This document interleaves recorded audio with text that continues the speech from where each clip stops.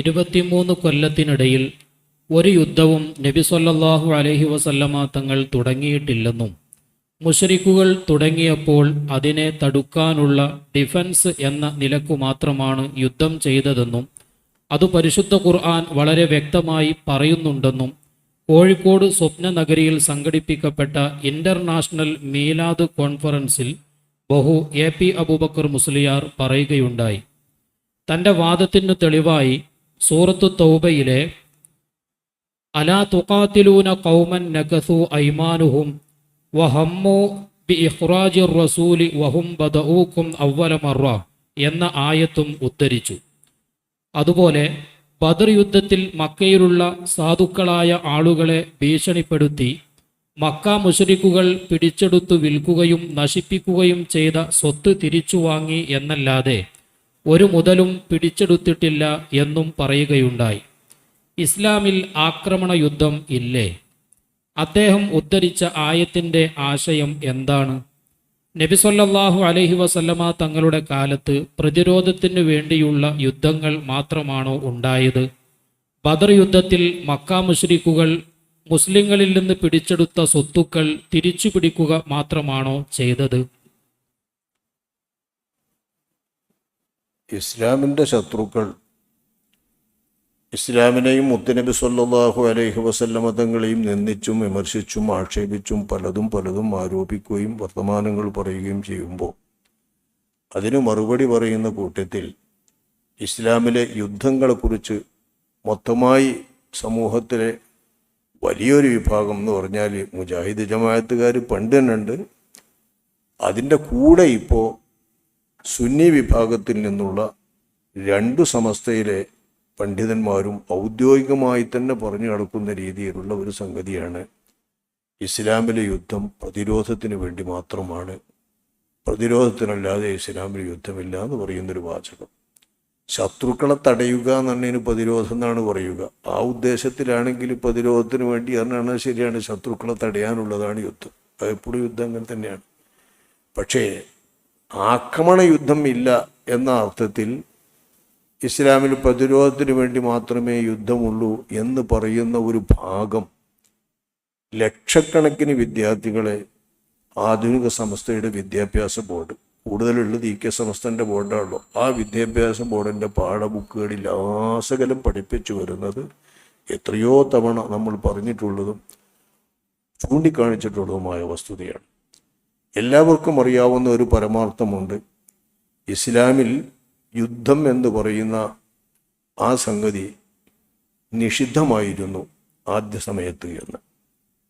Mecca ജീവിതകാലത്ത് ഫുള്ളായി തന്നെ നിഷിദ്ധമായിരുന്നു. പിന്നീട് ഹിജറയ്ക്ക് ശേഷമാണ് യുദ്ധത്തിൻ്റെ അനുമതി ഉണ്ടായത്. അനുമതി ഉണ്ടായതാവട്ടെ ഇങ്ങോട്ട് എതിർക്കുന്നവരെ അതിനെ തടസ്സം ചെയ്യുക എന്ന നിലയിൽ, ഇങ്ങോട്ട് പോരടിക്കുന്നവരോട് പോരടിക്കുക എന്നുള്ള നിലയിൽ അനുവദിക്കപ്പെട്ടു എന്ന ഭാഷയിലുള്ള ആയത്താണ് ഉദനലില്ലതേന യുഖാത്തിലൂന ബി അന്നഹും ദുലിമു. മർദ്ദിക്കപ്പെട്ടവർ കൊണ്ട് ഇങ്ങോട്ട് എതിർക്കപ്പെടുന്ന യുദ്ധം ചെയ്യപ്പെടുന്നവരോട് തിരിച്ചടിക്കാനുള്ള അനുവാദം കിട്ടി എന്ന ആയത്തിറങ്ങിയത് ആദ്യവേളയിലുള്ള ഒന്നാണ്. ആ ആയത്തിൻ്റെ ശേഷം പിന്നീട് യുദ്ധം ഹറാമായതായി ജാഹിലിയത്തിൽ വിശ്വസിച്ചിരുന്ന ദുൽഖഅദ, ദുൽഹിജ്ജ, മുഹറം, റജബ് എന്നീ 4 മാസങ്ങൾ ഒഴിച്ച് ബാക്കി മാസങ്ങളിലൊക്കെ യുദ്ധം വേണ്ടി വന്നാൽ ചെയ്യാമെന്നും അത് അങ്ങോട്ട് ചെന്ന് ചെയ്യേണ്ടി വരുന്ന സമയത്ത് അങ്ങനെ ചെയ്യാമെന്നും ഇങ്ങോട്ട് വരുന്ന സമയത്ത് എതിർക്കേണ്ടി വരുമ്പോൾ എതിർപ്പ് അടക്കാൻ വേണ്ടി അങ്ങനെ തിരിച്ചടി എന്നുള്ള നിലയിലും ചെയ്യാമെന്നും ഒക്കെയുള്ള അനുവാദമായി പിന്നീടൊരു ഘട്ടത്തിലാണ് വരുന്നത്. പിന്നെയും കുറെ കഴിഞ്ഞ് അവസാനത്തിൽ വരുമ്പോഴാണ് സെയ്ഫിൻ്റെ ആയത്ത് എന്നുള്ള പേരിൽ അറിയപ്പെടുന്ന പ്രസിദ്ധമായ ആയത്ത്.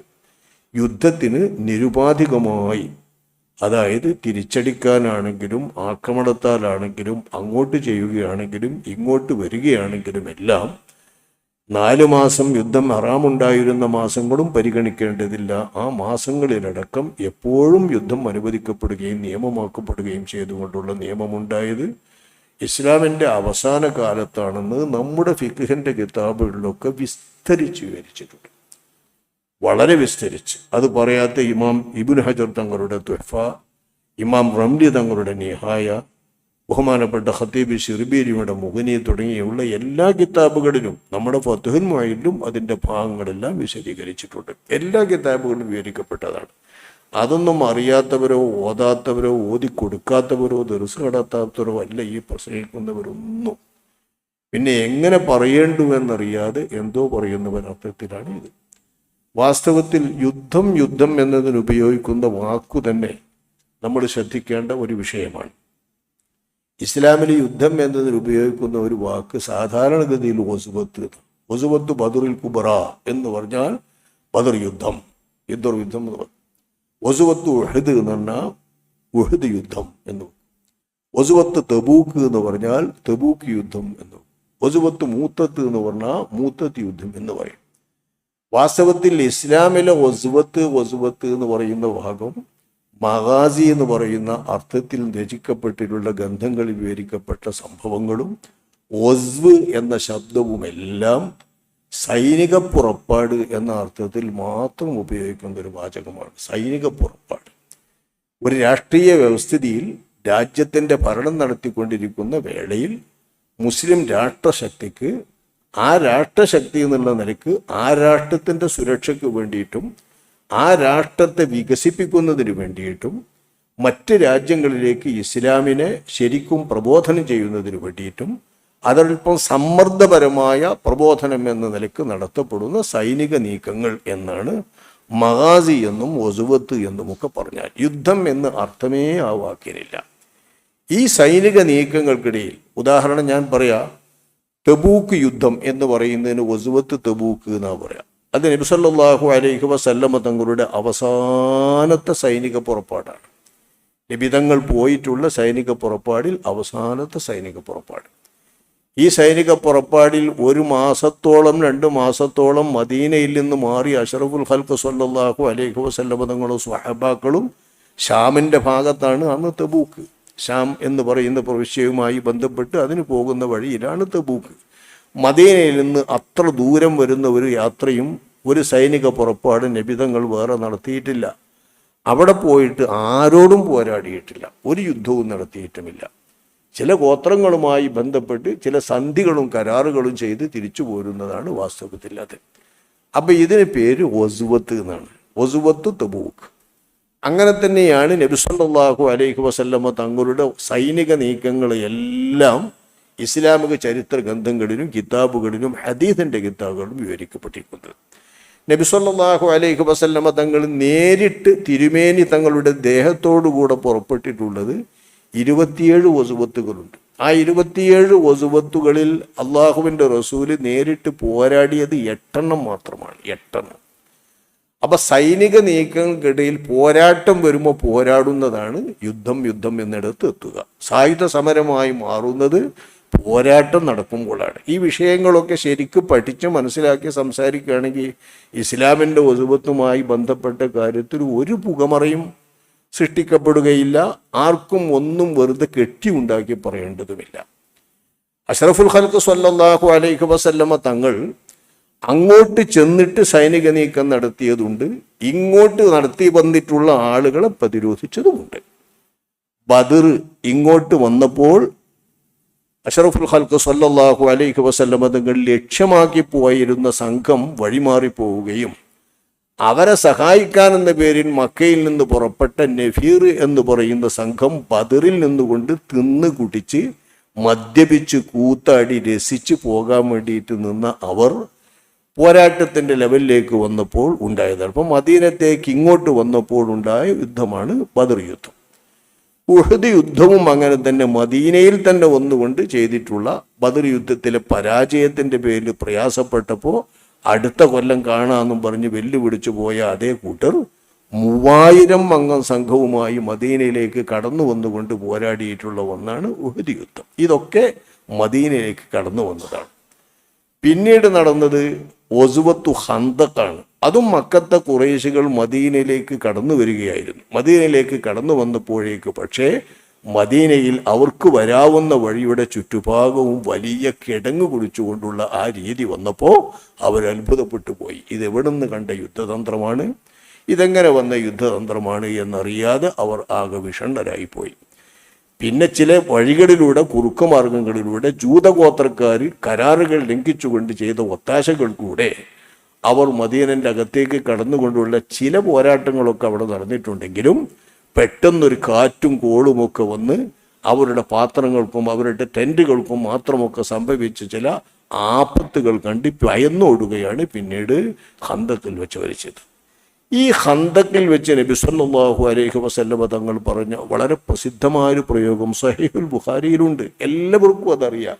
ഈ പ്രസംഗിക്കുന്ന മുസ്ലിയാന്മാർക്കും സംസാരിക്കുന്നവർക്കും പാഠപുസ്തകത്തിൽ പഠിപ്പിക്കുന്നവർക്കും ഒക്കെ അതറിയാം. സഹീഹുൽ ബുഖാരി ഓതിയിട്ടുണ്ടെങ്കിൽ അൽ ആന നഗ്സൂഹും വലാ യഗ്സൂനനാ, അൽ ആന നഗ്സൂഹും വലാ യഗ്സൂനനാ.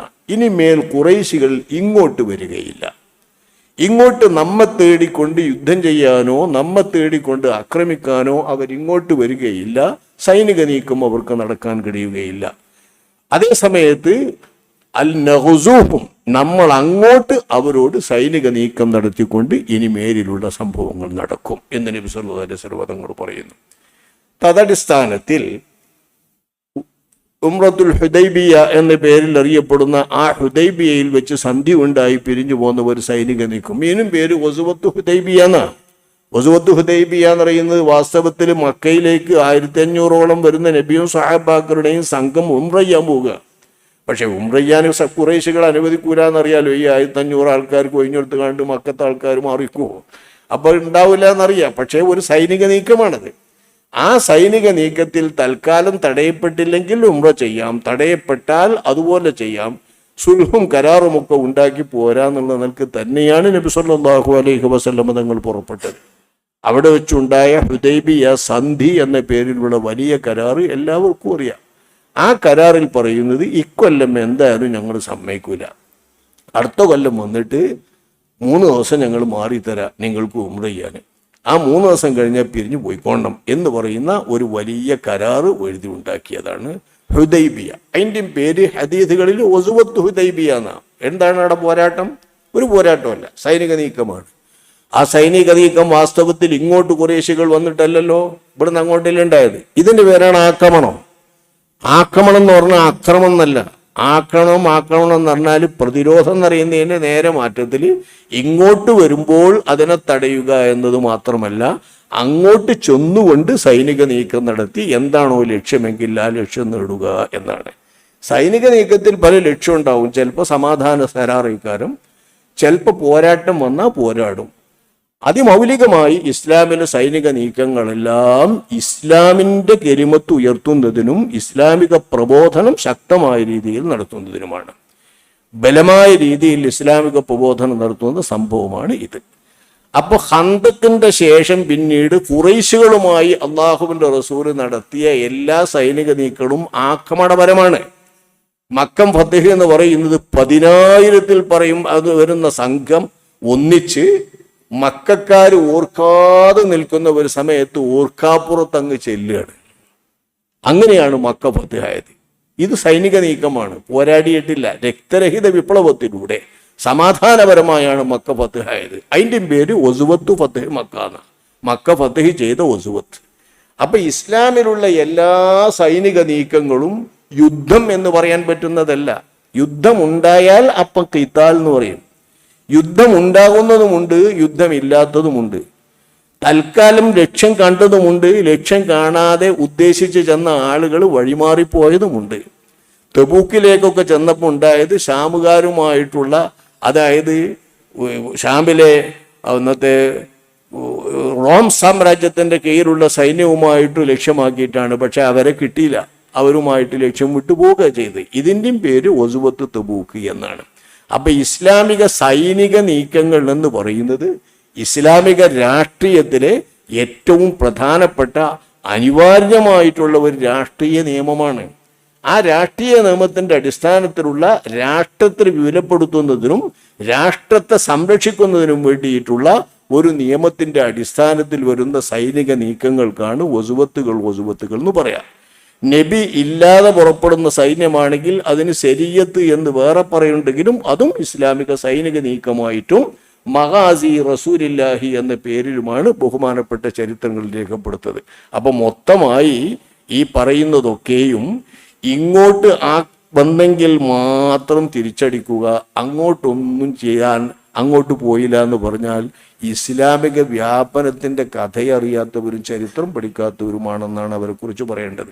കാരണം ഷാമിലേക്ക് അങ്ങോട്ട് പോയിട്ടും റോമൻ പേർഷ്യൻ സാമ്രാജ്യങ്ങൾ മുഴുവൻ ഇല്ലാതായി അവിടേക്ക് ഇസ്ലാം വന്നത് അങ്ങോട്ട് ചെന്നിട്ടുള്ള സൈനിക നീക്കം കൊണ്ടല്ലേ? നബി സല്ലല്ലാഹു അലൈഹി വസല്ലം തങ്ങളുടെ വഫാത്തിന്റെ ശേഷം അള്ളാഹുവിന്റെ റസൂല് തന്നെ വഫാത്താകാൻ കിടക്കുന്ന സമയത്ത് ഉസാമത്ത് ബിൻ സയ്യിദ് റളിയല്ലാഹു അൻഹുവിന്റെ നേതൃത്വത്തിലുള്ള ഒരു വലിയ സംഘത്തെ ഷാമിന്റെ ഭാഗങ്ങളിലേക്ക് സൈനികമായ നീക്കത്തിന് വേണ്ടി പറഞ്ഞയച്ചിരിക്കുകയാണ്. എന്താ സൈനിക നീക്കം? ആ ഭാഗങ്ങളിൽ പോയിട്ട് ഇസ്ലാമിനെ പ്രബോധനം ചെയ്യുക, ഇസ്ലാമിലേക്ക് ആളുകളെ ക്ഷണിക്കുക, ഇസ്ലാമിനെ പരിചയപ്പെടുത്തുക. കൂട്ടാക്കിയില്ലെങ്കിൽ യുദ്ധം വന്നാൽ യുദ്ധം ചെയ്യുക, സമാധാനം വന്നാൽ സമാധാനം, നാടിനെ സമാധാനപരമായി കിട്ടിയാൽ സമാധാനം, പോരാടാൻ നിന്നാൽ പോരാട്ടം. പക്ഷെ ആ പോരാട്ടങ്ങളൊക്കെ ലിതകൂന കലിമത്തുല്ലാഹി ഹിയൽ ഉൽയ, അള്ളാഹുവിന്റെ ദീനും കലിമത്തു തൗഹീദും ഉയർന്നു നിൽക്കാൻ എന്ന് പറയുന്നതാണ് വാസ്തവത്തിലുള്ളത്. യുദ്ധം എന്നത് ഇസ്ലാം ഉണ്ടാക്കിയതല്ല, ഇസ്ലാം ഉള്ളതിന് മുമ്പേ ലോകത്ത് നടന്നു വരുന്നതാണ്. ഇസ്ലാമിന് 1500 വർഷത്തെ പഴക്കല്ലുള്ളൂ. ഈ 1500 വർഷം മുമ്പ് യുദ്ധമല്ലേ സമൂഹത്തിൽ? ചരിത്രം ഒന്ന് പഠിച്ചു നോക്കി നിങ്ങൾ. മനുഷ്യ ചരിത്രത്തിൽ എന്നാണ് യുദ്ധമില്ലാത്തത്? മാനവ ചരിത്രത്തിൽ എത്ര യുദ്ധങ്ങളുണ്ട്? അറേബ്യൻ സമൂഹത്തിലാണെങ്കിൽ ഗോത്രവഴക്കുകളുടെ പേരിലും ഗോത്രങ്ങളുടെ പേരിലുമൊക്കെ യുദ്ധം ചെയ്ത്, നാട് വെട്ടിപ്പിടിക്കാൻ യുദ്ധം ചെയ്ത്, പലതരത്തിലുള്ള യുദ്ധങ്ങൾ നടന്നു വരുന്നതിനിടയിൽ അതൊന്നും യുദ്ധത്തിൻ്റെ കാരണമല്ല. അള്ളാഹുവിൻ്റെ ദീനിനെ ഉയർത്തിപ്പിടിക്കാനും ദീനിനെ പ്രബോധനം ചെയ്യാനും വേണ്ടിയിട്ട് മാത്രമുള്ള സൈനിക നീക്കങ്ങളും അതിനായിട്ടുള്ള യുദ്ധങ്ങളുമാണ് ആവശ്യം വന്നാൽ ചെയ്യേണ്ടത്. അത് അങ്ങോട്ട് ചെന്നാകാം, അതിന് ആക്രമണപരം എന്നാണ് പേരെങ്കിൽ ആക്രമണമാണ്. ഇങ്ങോട്ട് വന്നിട്ട് തടയുക, അതിന് പ്രതിരോധം എന്നാണ് പേരെങ്കിൽ പ്രതിരോധവുമുണ്ട്. 2 നിലക്കുള്ളതും ഇസ്ലാമിൽ നടന്നിട്ടുണ്ട് എന്ന് ശരിയാണ്. നേരെ മറിച്ച് കാരണമില്ലാതെ യുദ്ധം ചെയ്തിട്ടില്ല എന്നാ പറഞ്ഞാൽ ശരിയാണ്. കാരണമില്ലാതെ, എന്തെങ്കിലും ഒരു കാരണമില്ലാതെ നബി സല്ലല്ലാഹു അലൈഹി വസല്ലം തങ്ങളുടെ ഒരു യുദ്ധവും ഉണ്ടായിട്ടില്ല. ആ നിലക്കുള്ള കാരണം ഒപ്പിച്ചത് മക്കയിലെ ഖുറൈശികളാണ്. അതുകൊണ്ട് എന്തുകൊണ്ട് നിങ്ങൾക്ക് അവരോട് പോരാടിക്കൂടാന്ന് ചോദിക്കുന്ന ആയത്താണ് ആ പറഞ്ഞ മൗലിദി ഓത്തിൽ പറഞ്ഞു എന്ന ആയത്ത്. അലാ തുഖാതിലൂന ഖൗമൻ നഖസൂ അയ്മാനഹും വഹമ്മൂ ബി ഇഖ്റാജിർ റസൂലി വഹും ബദഊകും അവ്വല മറ. അലാ തുഖാതിലൂന ഖൗമൻ, ഒരു കൂട്ടരോട്, ഒരു ജനതയോട് നിങ്ങൾക്ക് എന്തുകൊണ്ട് പൊരുതിക്കൂടാ? പൊരുതണമല്ലോ. നഖസു അയ്മാനഹും, അവർ ചെയ്ത സത്യങ്ങളും കരാറുകളും എല്ലാം അവർ പൊളിച്ചു കളഞ്ഞില്ലേ? എല്ലാം വഞ്ചിച്ചില്ലേ? അവർ എല്ലാ കരാറുകളിലും അതിൽ ചെയ്ത പ്രതിജ്ഞാവാക്യങ്ങളൊക്കെ ഉടച്ചു കളഞ്ഞ ഒരു കൂട്ടരല്ലേ അവർ. വഹമ്മൂ ബി ഇഖ്റാജിർ റസൂൽ, റസൂലുള്ളാഹിനെ ആ നാട്ടിൽ നിന്ന് പുറപ്പെടുവിക്കാൻ വേണ്ടി വിചാരിച്ചുകൊണ്ട് ഒരുങ്ങിക്കൊണ്ടല്ലേ അവർ അള്ളാഹുവിന്റെ റസൂലിനെ അള്ളാഹുവിന്റെ കൽപ്പന പ്രകാരം ഹിജറ പോരാൻ വേണ്ടിയിട്ടുള്ള സാഹചര്യം ഒരുക്കിയത്. അങ്ങനെയുള്ള ഒരു ജനത ആദ്യം നിങ്ങളോട് യുദ്ധം തുടങ്ങി വെച്ചതും അവരാണ്. അങ്ങനത്തെ കൂട്ടരോട് ഇനി എന്തുകൊണ്ട് നിങ്ങൾക്ക് പോരാടിക്കൂടാന്നാ ചോദിക്കുന്നത്. എന്താണ് ആ യുദ്ധം തുടങ്ങി വെച്ചതെന്ന് ഈ ആയത്ത് പറയുന്നത്? ബദർ യുദ്ധം തുടങ്ങി വെച്ചതാണ് ഈ സംസാരിക്കുന്നത്.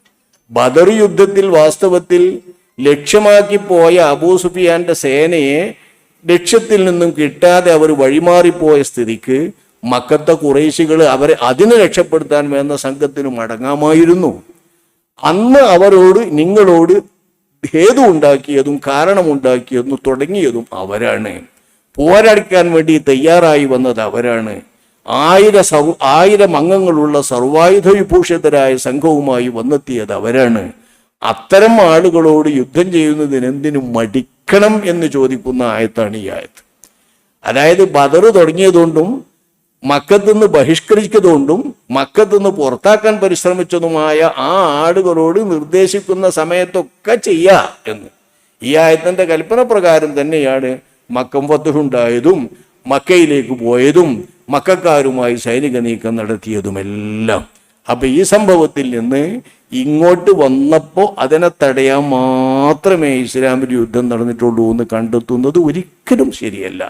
നമ്മുടെ മഗാസി ചരിത്രവും ഇസ്ലാമിൻ്റെ എല്ലാ നിലയിലുള്ള യുദ്ധത്തിൻ്റെയും സൈനിക നീക്കങ്ങളുടെയും മുഴുവൻ ചരിത്രങ്ങളും വായിക്കുകയും എല്ലാം വിശദീകരിക്കുകയും ചെയ്ത ശേഷം 70-ൽ പരം ആയത്തുകൾ യുദ്ധത്തിനെ പ്രത്യേകമായി തടഞ്ഞതെല്ലാം നസ്ഖ് ചെയ്തുകൊണ്ടും ദുർബലപ്പെടുത്തിക്കൊണ്ടുമുള്ള യുദ്ധനിയമം ഇസ്ലാമിൽ ഉണ്ടായതിൽ യുദ്ധം അല്ല ഇസ്ലാമിൻ്റെ സൈനിക നീക്കം എന്ന് മനസ്സിലാക്കിക്കൊണ്ട് ആ സൈനിക നീക്കത്തിനിടയിൽ യുദ്ധം വന്നാൽ യുദ്ധമുണ്ടാകും, സമാധാനമുണ്ടായാൽ സമാധാനമുണ്ടാകും, എന്താണോ ഉള്ളതെങ്കിൽ അതിനനുസൃതമായി നടത്തുമെന്നതാണ് വസ്തുത. ഇതാണ് ഇസ്ലാമിലുള്ളത്. യുദ്ധം എന്ന് കേട്ടിട്ട് ബദർ യുദ്ധം, ഉഹദ് യുദ്ധം, തബൂക്ക് യുദ്ധം, ഹന്തക്ക് യുദ്ധം, മറ്റേ യുദ്ധം എന്ന് പറയുമ്പോൾ അതൊക്കെ യുദ്ധമാണ് എന്ന് പറയുമ്പോൾ ഇന്നത്തെ ഈ ഫലസ്തീൻ്റെ യുദ്ധവും അതുപോലെ ലെബണോനിൽ നടക്കുന്ന യുദ്ധമൊക്കെയാണ് മനുഷ്യന്മാരെ മനസ്സിൽ ഓടിയെത്തുക. ആജാതി യുദ്ധമായിട്ട് നടക്കുന്ന പണിയാണ് ഇസ്ലാമിലുള്ളത് എന്ന് ആലോചിക്കുക. ഇസ്ലാമിലുള്ളത് വളരെ ശക്തപരമായി രണ്ട് രാഷ്ട്രങ്ങൾ നിൽക്കുമ്പോൾ ആ രാഷ്ട്രത്തിൻ്റെ ശക്തി എന്ന നിലയ്ക്ക് ഇസ്ലാമിക രാഷ്ട്രത്തിൻ്റെ അധികാരം ഉപയോഗിച്ചുകൊണ്ട് എതിരാളികളായ അവിശ്വാസികളെ ഇസ്ലാമിലേക്ക് കൊണ്ടുവരുന്നതിന് വേണ്ടിയുള്ള ശക്തമായ പരിശ്രമമാണ്. ആ പരിശ്രമത്തിനിടയിൽ പോരാട്ടമുണ്ടായാൽ പോരാട്ടമുണ്ടാകും, പോരാട്ടമില്ലെങ്കിൽ പോരാട്ടമില്ല. അത് അങ്ങോട്ട് ചെന്നിട്ടാകാം, അതിനാണ് ആക്രമണം എന്ന് പറയാറുള്ളത്. ഇങ്ങോട്ട് വരുമ്പോൾ തടുക്കാനും ആകാം, അതിൻ്റെ പേരാണ് പ്രതിരോധം എന്ന് പറയുന്നത്. ഇങ്ങോട്ട് വന്ന് കണ്ട് തടുക്കലാണെങ്കിൽ ചിലപ്പോൾ നിർബന്ധം ഫർള് ഐനായിട്ട് ഓരോരുത്തർക്കും പെണ്ണുങ്ങൾക്കടക്കം നിർബന്ധമാവുന്ന അവസ്ഥകൾ വരും. നേരെ മറിച്ച് പൊതുവായിട്ട് ഇസ്ലാമിക സൈനിക നീക്കങ്ങളിലൊന്നും എല്ലാവർക്കും ഫർള് ഐനായിട്ട് വരുന്നില്ലല്ലോ. ഫർള് കിഫായയാണ്. ഫർള് കിഫായ തന്നെ ഭരണാധികാരിയുടെ നേതൃത്വത്തിൽ നിറവേറ്റുന്നതിനുള്ളതാണ്. ആ ഫർള് കിഫായ വീടാണെങ്കിൽ ഇസ്ലാമിക രാഷ്ട്രത്തിൻ്റെ സൈനിക ബലവും സൈനിക ശക്തിയും കാണിച്ചു കൊടുക്കുന്ന സൈനിക പരേഡ് നടത്തിയാൽ ആ ഫർള് കിഫായയുടെ ബാധ്യത വീടും എന്ന് നമ്മുടെ ചരിത്ര ഗ്രന്ഥങ്ങളിലും ഫിഖ് ഗ്രന്ഥങ്ങളിലുമെല്ലാം വിവരിച്ചിട്ടുള്ള വസ്തുക്കളാണ്. അങ്ങനെയുള്ള ഒരു ഇസ്ലാമിക ജിഹാദും ഇസ്ലാമിൻ്റെ ഒസുവത്തും ആർക്കെന്ത് പ്രശ്നം സൃഷ്ടിക്കാനാണ്? ഒരു പ്രശ്നവും സൃഷ്ടിക്കാനില്ല. അതൊരു രാഷ്ട്രത്തെ സംരക്ഷിക്കുക എന്നുള്ള നിലക്കും രാഷ്ട്രീയമായിട്ടുള്ള ബലം നോക്കുക എന്നുള്ള നിലക്കും രാഷ്ട്രീയ ശക്തി എന്ന നിലയിലുമൊക്കെ രാഷ്ട്രത്തിന് ചെയ്യേണ്ട സൈനികമായ നീക്കങ്ങൾ എപ്പോഴും അനിവാര്യമായി വരും. സ്വാഭാവികമായി ഏത് രാഷ്ട്രവും നടത്തുന്ന പ്രതിരോധ വകുപ്പ് എന്ന് പറയുന്ന ഒരു വകുപ്പില്ലേ എല്ലാ രാഷ്ട്രങ്ങൾക്കും? അതൊക്കെ ഇങ്ങോട്ട് വന്നാൽ തിരിച്ചടിക്കാനെന്ന് തന്നെ എല്ലാവരും പറയാം. പക്ഷെ പ്രതിരോധ വകുപ്പ് എന്ന് പറഞ്ഞാൽ ആ രാജ്യത്തിന് അങ്ങോട്ട് ചെയ്യേണ്ടി വന്നാലും ഇങ്ങോട്ട് ചെയ്യേണ്ടി വന്നാലും എപ്പോഴും യുദ്ധം ചെയ്യേണ്ട ആവശ്യം വന്നാൽ ചെയ്യാനും രാജ്യത്തെ സംരക്ഷിക്കാനുമുള്ള വകുപ്പ് എന്നാണ് അതിൻ്റെ അർത്ഥം. ഈ പ്രതിരോധ വകുപ്പ് ഇന്നത്തെ രാഷ്ട്രങ്ങളിൽ എല്ലാറ്റിനും ഉണ്ടോ? എന്നാൽ ഇസ്ലാമിക രാഷ്ട്രത്തിനുമുണ്ട്. ഇസ്ലാമിക രാഷ്ട്രത്തിൻ്റെ പ്രതിരോധ വകുപ്പ് എന്ന ആ വകുപ്പിൻ്റെ അടിസ്ഥാനത്തിൽ പ്രതിരോധത്തിനായി മാത്രമല്ല ചിലപ്പോൾ യുദ്ധമുണ്ടാകുക, സൈനിക നീക്കങ്ങൾ ഉണ്ടാവുക. സൈനിക നീക്കങ്ങളും യുദ്ധങ്ങളും ഒക്കെ അങ്ങോട്ട് ചെന്നും ഉണ്ടാകാം. അതാണ് ആക്രമണപരം. ഇങ്ങോട്ട് വന്നിട്ടുണ്ടാകും തിരിച്ചടിക്കുക. അതാണ് വാസ്തവത്തിൽ പ്രതിരോധം എന്ന് പറയുന്നത്. അപ്പോൾ പ്രതിരോധ യുദ്ധം മാത്രമല്ല ഇസ്ലാമിൽ, പ്രതിരോധപരമായ സൈനിക നീക്കങ്ങൾ മാത്രമല്ല ഇസ്ലാമിൽ, രണ്ട് തരത്തിലുള്ളതുമുണ്ട്. കാലവ്യത്യാസമില്ലാതെ ഉപാധിയില്ലാതെ സൈനിക തലവനായ രാഷ്ട്രപതിയുടെയും രാഷ്ട്രീയ ഭരണാധികാരിയുടെയും നേതൃത്വത്തിൽ നിയമപരമായി നടത്തുന്ന ശക്തിപരീക്ഷണം എന്ന നിലക്കുള്ള നമ്മളെ ഫുട്ബോൾ കളി കായിക മത്സരം എന്നതുപോലെ ശക്തി മത്സരം എന്ന നിലയ്ക്ക് രണ്ട് രാഷ്ട്രങ്ങളും രണ്ട് രാഷ്ട്രീയ ശക്തികളും തമ്മിൽ നടത്തുന്ന ഇടപാടുകൾ മാത്രമാണ് ഇസ്ലാമിൻ്റെ പോരാട്ടം എന്ന് മനസ്സിലാക്കിയാൽ യാതൊരു വിധത്തിലുള്ള വളച്ചുകെട്ടലുകളോ ദുർവ്യാഖ്യാനങ്ങളോ ഇല്ലാതെ കാര്യങ്ങൾ മനസ്സിലാക്കാൻ വേണ്ടി പറ്റും. പിന്നെ ബദർ യുദ്ധത്തിൽ മക്കാ മുശ്രിക്കുകൾ മുസ്ലിമീങ്ങളെന്ന് പിടിച്ചെടുത്ത യുദ്ധമാണ്. ബദർ യുദ്ധത്തിൽ ഓലെന്തൊക്കെയാ കൊണ്ടെന്ന് വെച്ചാൽ അതൊന്നായിട്ടല്ലേ പിടിച്ചെടുത്ത്. ഒനീമത്ത് സ്വത്ത് എന്ന് പറഞ്ഞാൽ അങ്ങനെ ഒരു സ്വത്ത് തന്നെയല്ലേ. ഇനി ഫിഖിന്റെ ബാബിൽ ഫുള്ളായിട്ട് ഒനീമത്ത് ഫൈ എന്ന് പറഞ്ഞിട്ട് രണ്ട് സ്വത്തുക്കളില്ലേ. മുസ്ലിം സേന ചെല്ലുമ്പോഴേക്ക് പേടിച്ചും കൊണ്ട് ശത്രുക്കൾ ഒഴിഞ്ഞു പോവുകയും ശത്രുക്കൾ ആ നാട് വിട്ടു പോവുകയോ അല്ലെങ്കിൽ വന്ന സ്ഥലം വിട്ടു പോവുകയോ സ്വത്തുക്കൾ ഇട്ടുപോവുകയോ ചെയ്താൽ പോരാട്ടമില്ലാതെ പിടിച്ചെടുത്ത അതിൻ്റെ പേരാ ഫൈ. പോരാട്ടത്തിൽ പിടിച്ചെടുക്കുന്ന സ്വത്തിൻ്റെ പേരാ ഒനീമത്ത്. പോരാട്ടം ഉണ്ടാകുമ്പോൾ അങ്ങോട്ടും ഇങ്ങോട്ടും സാമ്പത്തികമായിട്ടുള്ള പോരാട്ടം ഉണ്ടാവില്ലേ. ശാരീരിക പോരാട്ടം അനുവദനീയമാണെങ്കിൽ സാമ്പത്തിക പോരാട്ടം ഏതായാലും അനുവദനീയമല്ലേ. അപ്പൊ സാമ്പത്തികമായിട്ടുള്ള പോരാട്ടം എന്നതിൻ്റെ ഭാഗമായിട്ട് യുദ്ധത്തിൽ പിടിച്ചെടുക്കുന്ന സമ്പത്തുക്കളുടെ പേരാണ് ഒനീമത്ത്. അങ്ങനെ ബദർ യുദ്ധത്തിൽ പങ്കെടുത്ത ആ മക്കത്തെ ഖുറൈശികളിൽ ഒരുപാട് ആളുകൾ കൊല്ലപ്പെടുകയും അവരുടെ സ്വത്തുക്കളും പടയാങ്കികളും എല്ലാം അവരിൽ നിന്ന് പിടിച്ചെടുക്കുകയും മാത്രമല്ല 70 ആളുകളെ അവരിൽ നിന്ന് ബന്ദിയാക്കി പിടിച്ചിട്ട് ആ ബന്ദികളെ മോചിപ്പിക്കാൻ വേണ്ടിയിട്ടുള്ള ദ്രവ്യങ്ങൾ മേടിച്ച് പണം മേടിച്ച് അവരെ മോചിപ്പിക്കുകയും ചെയ്തിട്ടുള്ള സമ്പത്തുക്കളാണ് ബദർ യുദ്ധത്തിൽ ലഭിച്ചിട്ടുള്ള സമ്പത്ത്. ഇതിന് ഒനീമത്ത് എന്നാ പേര്. ഓല് പിടിച്ചു മാത്രം എടുക്കണ പരിപാടിയൊന്നും അല്ല ഇത്. ഒനീമത്ത് എന്ന ഒന്നുണ്ട്. യുദ്ധം ഉണ്ടായ ഒനീമത്ത് എന്നുമുണ്ട്. ഇനിയും ഉണ്ടായ ഇനിയും ഉണ്ടാവും ഒനീമത്ത്. അഷ്റഫുൽ ഖൽഖ് സ്വല്ലല്ലാഹു അലൈഹി വസല്ലമ തങ്ങളുടെ ഉമ്മത്തിന് മാത്രം പ്രത്യേകമായിട്ടുള്ള 5 കാര്യങ്ങളിൽ വളരെ പ്രത്യേകമായ ഒരു കാര്യമാണ് ഉഹില്ലത്തിലിയൽ വനായിമു. ഒനീമത്ത് സ്വത്തുക്കൾ പിടിക്കാനും ഒനീമത്ത് സ്വത്തുക്കൾ ഉപയോഗിക്കാനും അത് അതിൻ്റെ നിയമം പോലെ വിഹിതം വെക്കാനും എനിക്ക് അനുവദനീയമാക്കപ്പെട്ടിട്ടുണ്ട്. വലം യഹില്ല ലി അഹദിൻ ഖബലി, എൻ്റെ മുമ്പ് ഒരാൾക്കും അത് അനുവദനീയമായിരുന്നില്ല എന്ന് അഷ്റഫുൽ ഖൽഖ് സ്വല്ലല്ലാഹു അലൈഹി വസല്ലമ തങ്ങളുടെ ഹദീത്ത് പ്രസിദ്ധമാണ്. അങ്ങനെയുള്ള ഒനീമത്ത് സ്വത്തുക്കളാണ് യുദ്ധത്തിൽ പിടിച്ചെടുക്കുന്ന സ്വത്തുക്കൾ. യുദ്ധത്തിൽ നിന്ന് ലഭ്യമാകുന്ന ഫൈകളുമുണ്ട്. ഇതൊന്നും മറുപക്ഷം സമ്പത്ത് പിടിച്ചു വച്ചിട്ടില്ലെങ്കിലും തടഞ്ഞു വെച്ചിട്ടില്ലെങ്കിലും എല്ലാം ചെയ്യാം. വെറും അവരുമായി നടന്ന യുദ്ധത്തിൽ ഖുറൈശികളിൽ നിന്ന് മാത്രം നല്ലല്ലോ ഗനീമത്ത് സ്വത്തിട്ടിയത്. വേറൊരുപാട് പ്രദേശങ്ങളിലേക്ക് ഇസ്ലാമിക സൈനിക നീക്കം നടത്തിയപ്പോൾ ഗനീമത്ത് സ്വത്ത് കിട്ടിയത് ഇസ്ലാമിക ചരിത്രത്തിൽ ധാരാളം കാണാം. ഇതൊക്കെ കാണാത്തവരല്ല, ഇവർ വായിക്കാത്തവരില്ല, ഇവർ ഓതിക്കൊടുക്കാത്തവരില്ല, ഇവർ ദർസ് നടത്തുന്ന കിതാബുകളിലും സഹീഹുൽ ബുഖാരി ദർസനത്തുരക്കല്ലേ ഇവരുടെ പ്രത്യേകമായ പരിപാടികൾ. അത്തരം സഹീഹുൽ ബുഖാരിയിലെ ചരിത്രങ്ങളിലെല്ലാം ഹദീസുകളിലെല്ലാം വിവരിച്ചിട്ടുള്ള ഈ വസ്തുതകളൊക്കെ സൗകര്യപൂർവം ഈ രാജ്യത്ത് നിന്നുള്ള പ്രസംഗമാണ് എന്ന് കരുതിയിട്ട് ഇഷ്ടപ്പെട്ട രീതിയിലൊക്കെ ദുർവ്യാഖ്യാനം ചെയ്താൽ ഇസ്ലാമിക ചരിത്രത്തിന് വിഷമമുണ്ടാകും. മാത്രമല്ല യഥാർത്ഥ ചരിത്രങ്ങളൊക്കെ ആരെ ഉദ്ദേശിച്ചാണോ ഇതൊക്കെ മിനുക്കിക്കൂട്ടി പറയുന്നതെങ്കിൽ ദുർവ്യാഖ്യാനം ചെയ്യുന്നതെങ്കിൽ അതേ കൂട്ടർക്ക് വായിക്കാനുള്ള എത്രയോ മലയാള പുസ്തകങ്ങൾ, പരിഭാഷാ പുസ്തകങ്ങൾ, അറബികളെ വെച്ചിട്ട് വായിച്ച് പഠിക്കാൻ പറ്റിയ പുസ്തകങ്ങളൊക്കെ എമ്പാടും കിട്ടുപോയി ഈ കാലത്ത്. അപ്പം ഈ കാലത്ത് ഇതിൻ്റെ ഒന്നും ഒരാവശ്യവുമില്ല. ഇത് ഒരാൾക്ക് മാത്രമുള്ള സോക്കേടല്ല, എല്ലാ ആളുകൾക്കും സംഭവിച്ചിട്ടുള്ളൊരു വലിയ സംഗതിയാണ്. യഥാർത്ഥത്തിൽ ശരിക്കും പഠിച്ചുകൊണ്ട് ഇസ്ലാമിൻ്റെ നിയമത്തെ ശരിയായ രീതിയിൽ തന്നെ അതിൻ്റെ രീതിയിൽ തന്നെ വ്യാഖ്യാനിക്കുകയും നിയമങ്ങളായി പറഞ്ഞു കൊടുക്കുകയുമാണ് വേണ്ടത് എന്നാണ് ഇത് സംബന്ധിച്ചുള്ള സംസാരം.